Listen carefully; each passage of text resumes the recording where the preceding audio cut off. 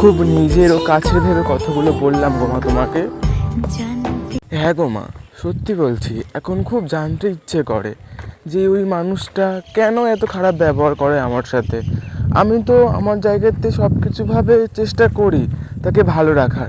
এখন কেন জানি না মা, সে আমার প্রতি অতিরিক্ত বিরক্ত হয়ে যায়, রেগে যায়। আমার কোনো কথা শুনলে সে অতিরিক্ত রেগে যায়, উচ্চ স্বরে কথা বলে, খুব খুব বাজে ব্যবহার করে মা।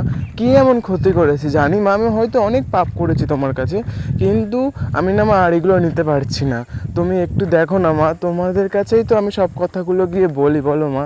তোমরা যদি বা না আমাকে দেখো, এই সমাজ যদি না আমাকে বোঝে, আর সেই সব থেকে বড় কথা সেই মানুষটা যদি না আমাকে বোঝে মা, আমি কার কাছে গিয়ে কী বলবো? আমার পাশে থেকো মা, তোমার ভরসায় তোমার শক্তি আমার সব কিছু গো মা। আমি চাইলে মা না সব কিছু করতে পারি, কিন্তু বিশ্বাস করো মা, আমি মায়ের মধ্যে আটকে গেছি, যার জন্য আমি আর কিছুই করতে পারি না। আমার এই মুহূর্তে তোমার আশীর্বাদের, তোমার পাশে থাকাটা খুব দরকার গো মা।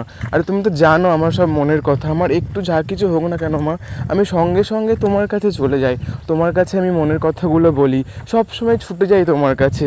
আমার কি এটুকু তোমার কাছে আশা রাখতে পারি না মা? নিজের সন্তান হিসাবে আমাকে একটু স্বীকৃতি দাও না মা, আমাকে একটু বোঝো না মা। আমি তোমাকে খুব ভালোবাসি গো মা, আর সেই সব মানুষগুলোকে খুব ভালোবাসি যারা আমাকে একটা সময় ভালোবেসেছিল গো মা।